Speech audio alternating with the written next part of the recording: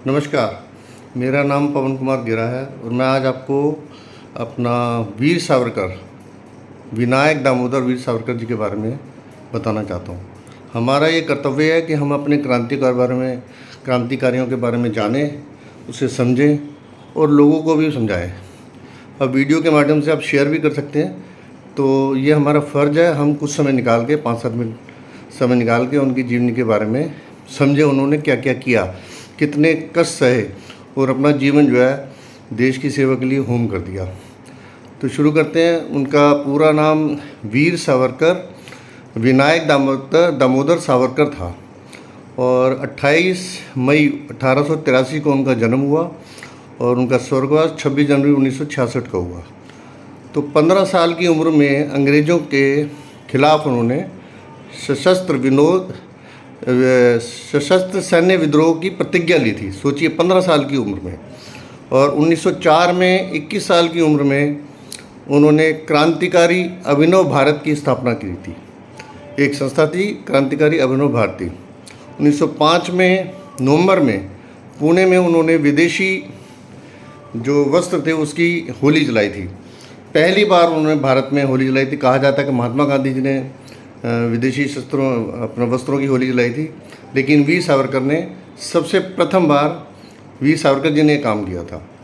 24 दिसंबर 1910 को उनको उम्र कैद की सज़ा हुई एक बार। फिर 31 जनवरी 1911 को फिर दोबारा उम्र कैद की सज़ा हुई। मतलब ब्रिटिश राज में 2 बार उम्र कैद पाने वाले एकमात्र क्रांतिकारी थे। और 1911 से लेकर 1921 तक वो अंडमान सेल्वर जेल में रहे। उसके बाद 3 वर्ष तक वो रत्नागिरी जेल में रहे। अब वीर सावरकर जो थे वो हाईली क्वालिफाइड व्यक्ति थे, क्रांतिकारी थे। उन्होंने 1901 में मैट्रिक की थी, 1905 में उन्होंने बीए किया और उसके बाद 1909 में उन्होंने कानून की पढ़ाई पूरी की। वीर सावरकर जी स्वभाव से क्रांतिकारी थे। उसका मैं आपको आने वाले अभी बताऊंगा कि वो कितने बड़े क्रांतिकारी थे, महान क्रांतिकारी थे। वो जैसा क्रांतिकारी आज तक पैदा नहीं हुआ है। और वीर सावरकर जी के बारे में मैं बता दूं कि वो बहुत बड़े महान लेखक भी थे। 1907 में उन्होंने जोसेफ मंजनी नामक एक पुस्तक लिखी थी और 1908 में 1857 का जो स्वतंत्रता संग्राम हुआ था उसके ऊपर एक पुस्तक लिखी थी जो हॉलैंड में प्रिंट हुई थी। और उसके अलावा उन्होंने क्रांतिकारियों का परिचय देने के लिए 40 से ज़्यादा पत्र लिखे थे। जो क्रांतिकारी थे उनका परिचय देने के लिए उन्होंने 40 से ज़्यादा उनका परिचय देने के लिए पत्र लिखे। 4 लेख उन्होंने जो विदेशों में क्रांतिकारी थे, जो विदेशों से कार्य कर रहे थे, क्रांतिकारी आंदोलन को आगे बढ़ा रहे थे, उनके बारे में लिखे। उसके अलावा उन्होंने शस्त्र क्रांतिकारियों के लिए उन्होंने कहा, चाहे तो शस्त्राचारी कहो अत्याचारी नहीं, चाहे तो शस्त्राचारी कहो अत्याचारी नहीं नामक एक लेख लिखा था, जिसे बाद में भगत सिंह ने भी उसका अनुवाद दूसरी भाषा में किया था।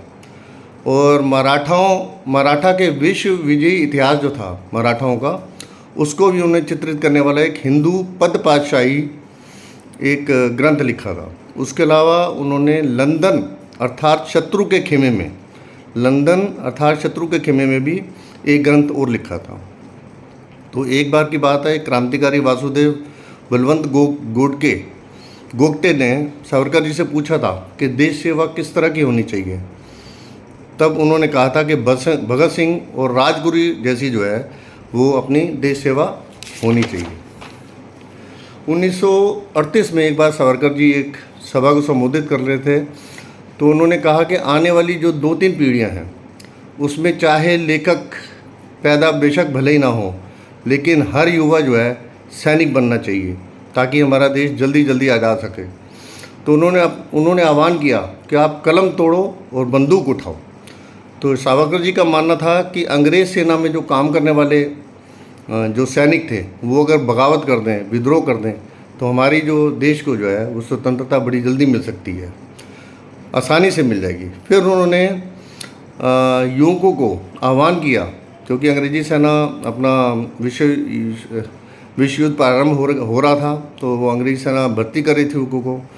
तो सावरकर जी ने कहा कि आप भर्ती हो जाओ, बंदूक चलाना सीखो, एक बार बंदूक चलाना सीख लो, फिर कहाँ चलानी है ये बाद में सोचेंगे।